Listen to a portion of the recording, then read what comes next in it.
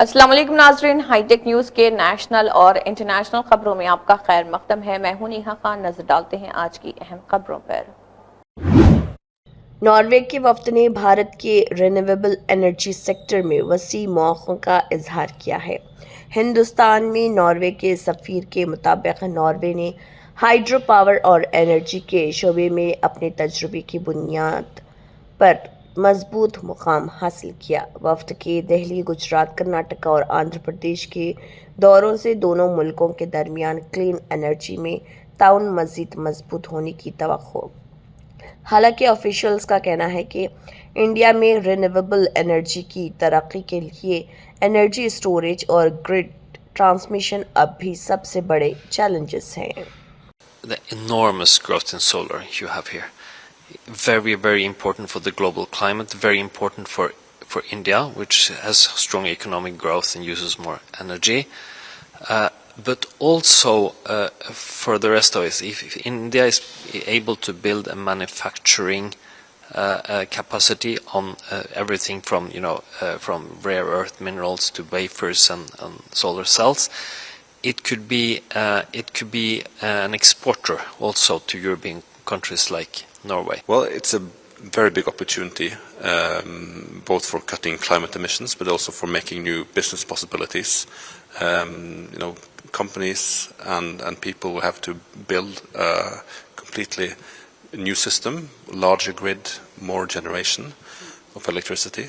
So it's really a lot of opportunities. And one of the biggest changes that I've seen is the fact that you have electric cars and electric buses on the roads of Delhi, which was not very common before, but now you Tripura में 6 करोड़ रुपए से ज्यादा कीमत का ban cough syrup जब्त कर लिया गया। डीआरआई ने आसाम राइफल्स और दूसरी सिक्योरिटी एजेंसीज के साथ मिलकर बिहार के कटिहार से आने वाली गुड्स ट्रेन की पार्सल वैन पर कार्रवाई की।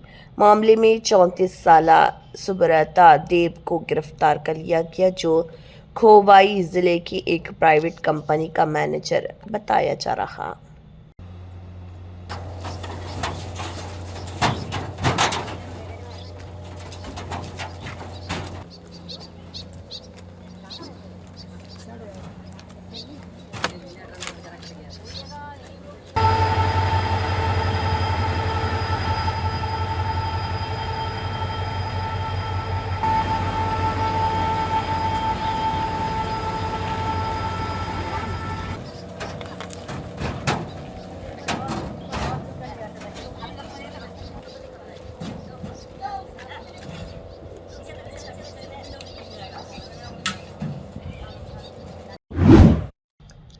मॉनसून के दौरान मुमकिन आफात से निपटने की तैयारियों को मजबूत बनाने के लिए उत्तराखंड भर में मॉक ड्रिल्स का एहतमाम किया गया। इस मशक का मकसद रेस्क्यू टीम्स और मुतल्लिका इदारों की तैयारी और रिस्पांस को बेहतर बनाना था।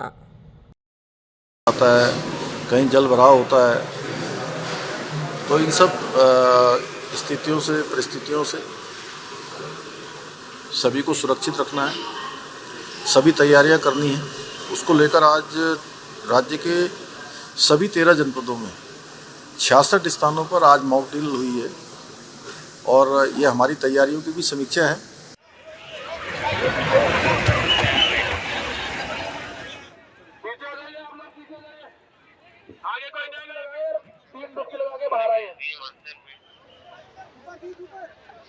आपदा की तैयारियों के दृष्टिगत एक मॉक ड्रिल का अभ्यास किया गया हर की पौड़ी क्षेत्र में।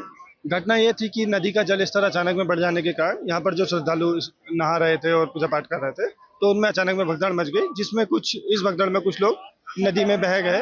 तो उनको रेस्क्यू करने के संबंध में आज एक मॉक ड्रिल का यहाँ पर अभ्यास किया गया, जिसमें एनडीआरएफ, एसडीआरएफ, स्थानीय पुलिस और राजस्व विभाग की टीम तथा डॉक्टर मेडिकल की टीम ने।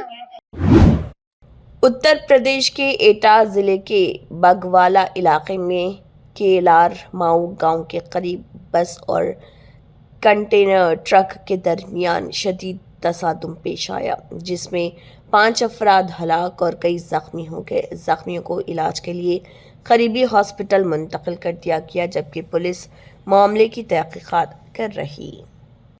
वहाँ पे एक सरकारी रोडवेज की बस जो ख़राब थी, सड़क के किनारे उसका रिपेयर हो रहा था और उसमें बैठे हुए कुछ यात्री जो दिल्ली की ओर जा रहे थे, वो लोग बाहर उतरे थे और कौतूहलवश वो अगल बगल खड़े थे सड़क के पास। पीछे से एक बड़ा कैंटर जो आया और सामने से एक ट्रक आ रही थी। इन तीनों के बीच में जो कन्फ्यूजन हुआ उससे कोना लगा और सरकारी बस में टक्कर हुई। जो यात्री अंदर बैठे थे उनको तो गंभीर चोटें नहीं आई हैं, लेकिन जो यात्री बाहर उतर करके सड़क के आसपास थे उनमें से काफ़ी कुछ लोगों को चोटें आई हैं। अस्पताल में 16 लोगों को लाया गया, उसमें से 4 लोगों को ब्रॉड डेड घोषित किया है डॉक्टरों ने। एक इंक्यूबेशन पर हैं, स्थिति थोड़ी सी उनकी अभी स्टेबलाइज कराई जा रही है और 11 लोग। पाकिस्तान ने एक बार फिर कश्मीर पर अपना मौक़िफ़ दोहराते हुए कहा कि जम्मू कश्मीर में प्लेबिसाइट के लिए सियासी और सफारती हिमायत जारी रखेगा। पाकिस्तान ने कहा है कि वो इस मामले को सियासी और डिप्लोमेटिक सतह पर उठाता रहेगा। The struggle for the right to self-determination in Indian illegally occupied Kashmir is continuing.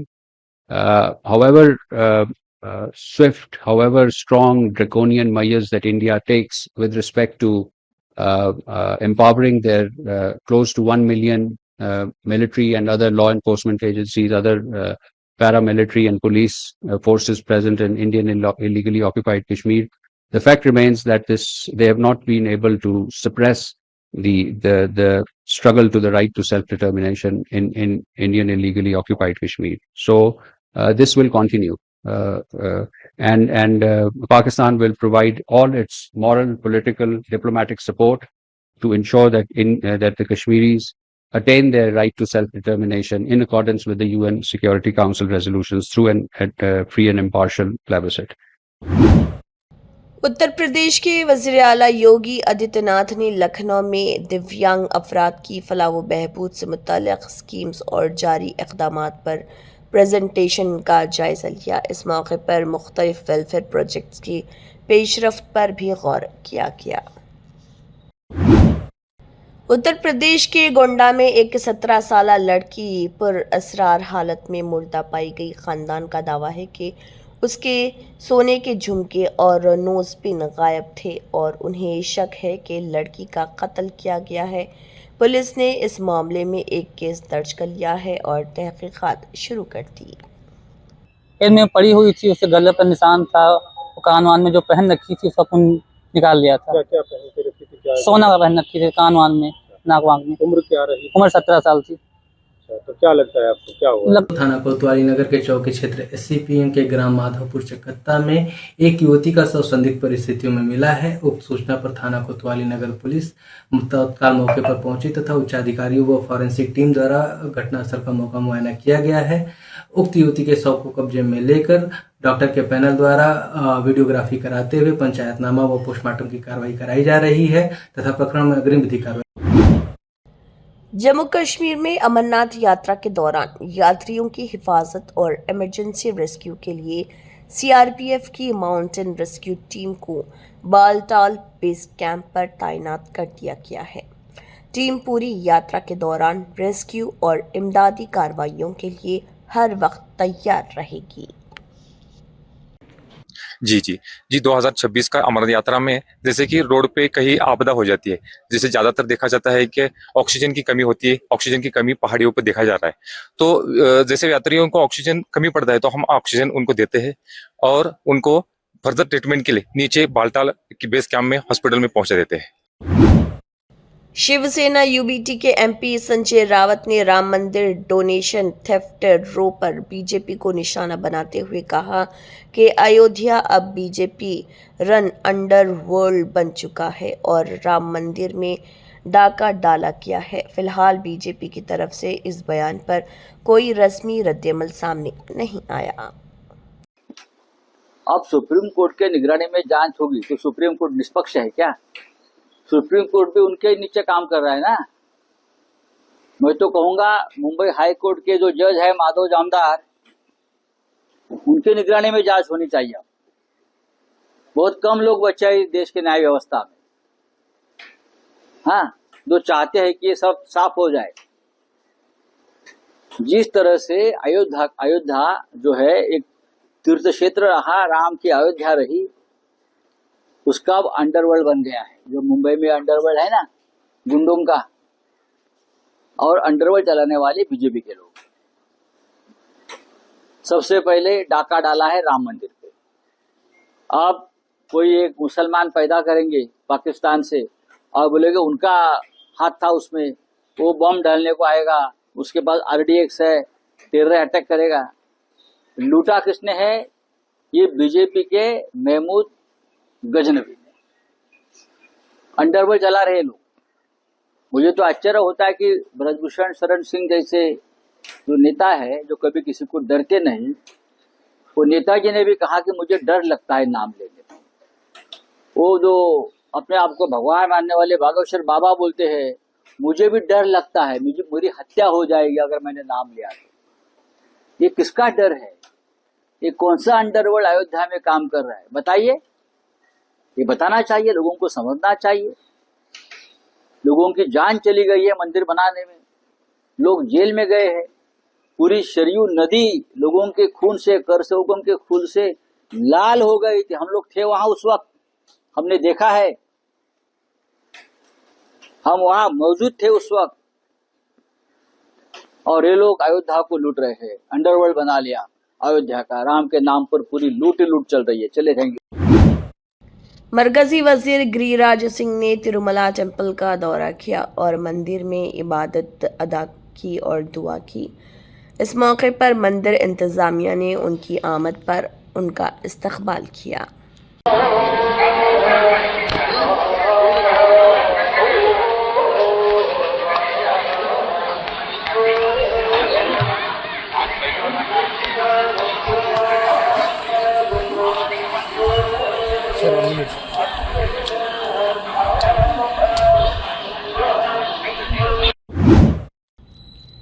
DMK के तर्जुमान TKS एलानगोवान ने TVK के इल्ज़ामात को मुस्तरद करते हुए कहा कि TVK सिर्फ DMK पर इल्ज़ाम लगाना चाहती है।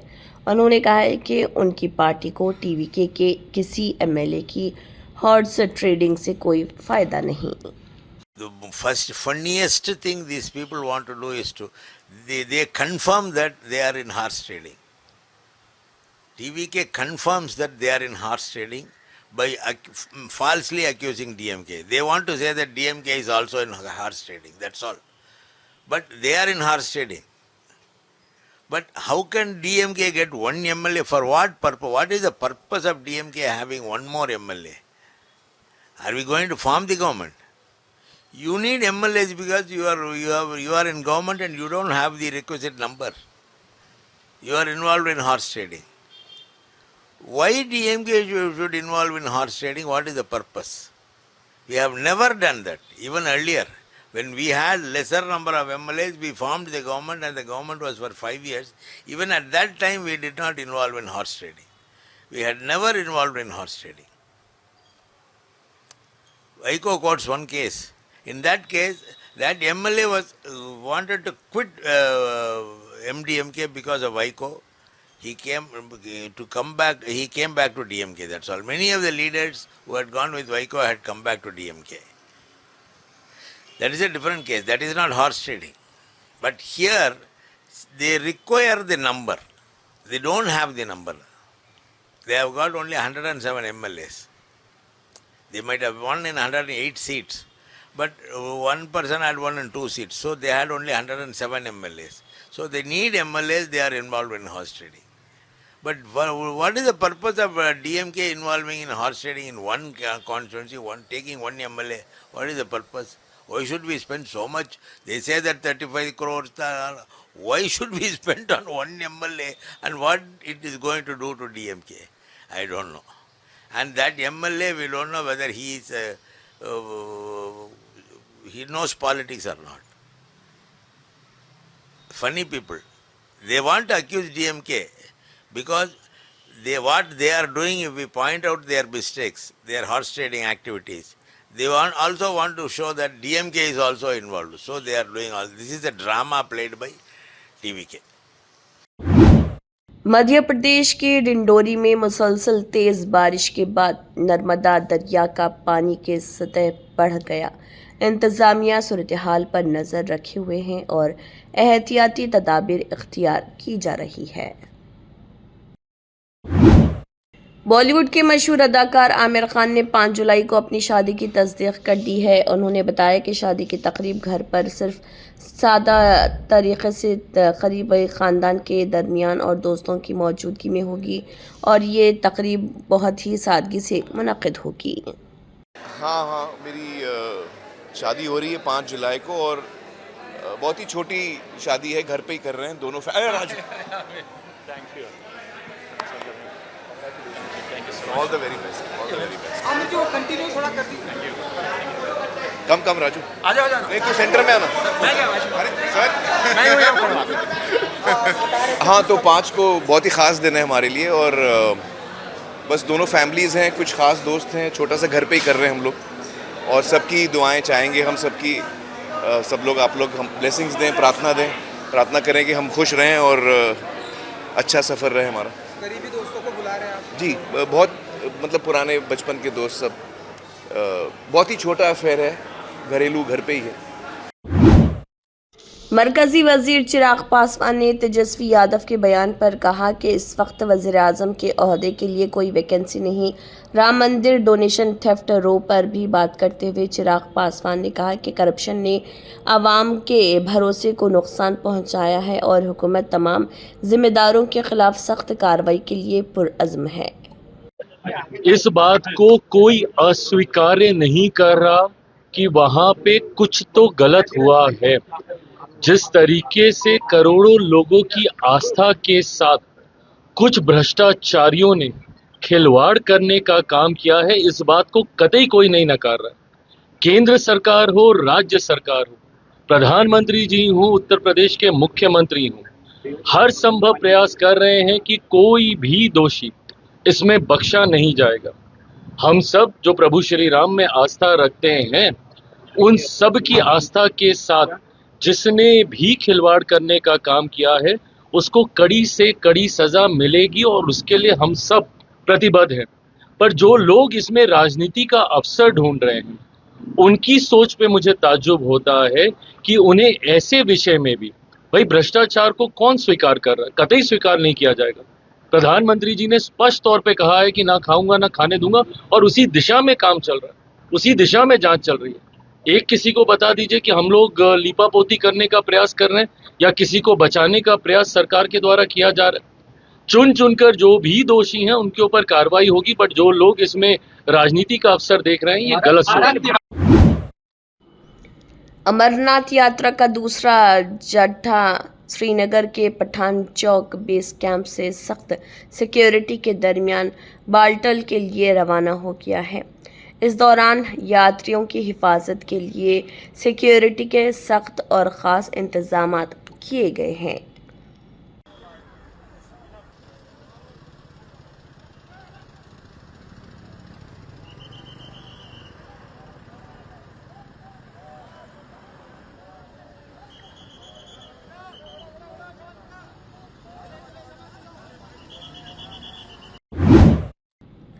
राम मंदिर डोनेशन थेफ्ट रो पर सियासी तनाज़ा तेज़ हो गया है। कांग्रेस के सुरेंद्र राजपूत ने मुतालबा किया है कि वज़ीर-ए-आज़म नरेंद्र मोदी, जिन्होंने राम टेम्पल ट्रस्ट की बुनियाद रखी और संघ के सरबराह से भी पूछताछ की जाए। उन्होंने ये भी कहा कि मामले की तहक़ीक़ात एक बैठे हुए जज की निगरानी में होनी चाहिए। फ़िलहाल इस बयान पर मुतल्लिक़ा फ़िराक़ के तरफ से कोई रस्मी रद्दअमल सामने नहीं आया।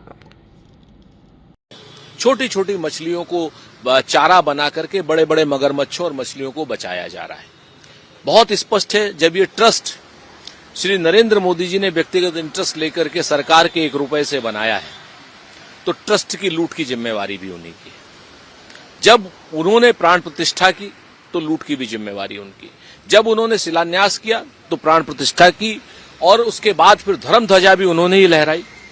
तो लूट की जिम्मेवारी भी उन्हीं की है, उनसे भी पूछताछ होनी चाहिए। और सुप्रीम कोर्ट का जो सिटिंग न्यायाधीश है उनकी सुपरविजन में जांच होनी चाहिए, वरना ये जांच कुछ नहीं है, सिर्फ एक लीपापोती बनकर के रह जाएगी। संघ प्रमुख और नरेंद्र मोदी जी, क्योंकि इन्हीं लोगों का मुख्य भूमिका है ट्रस्ट को बनाने में, इन लोगों से पूछताछ होनी चाहिए कि लूट का माल आखिर गया कहां।